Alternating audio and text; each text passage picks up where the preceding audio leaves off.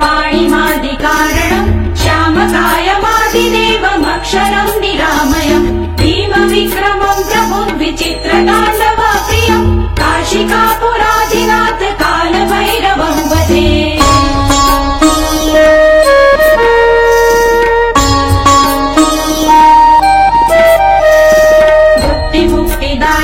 प्रशस्तचारुविग्रहम् भक्तवत्सलम् स्थितम् समस्तलोकविग्रहम् विनिक्वणन् मनोगणेम किङ्किणीलसत्तटिम् काशिकापुराधिनाथ कालभैरवम् भजे।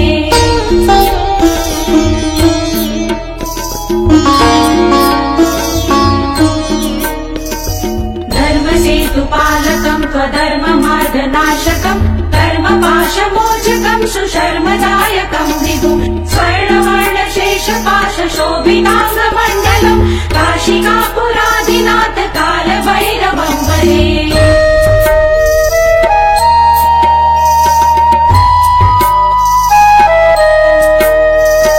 रत्नपादुका प्रभाभिरामपादयुग्मकम् नित्यमद्वितीयम् इष्टदैवतम् निरञ्जनम् मृत्युदर्पनाशनम् कडालनाशमोक्षणम् काशिकापुराधिनाथ कालभैरवम् भजे।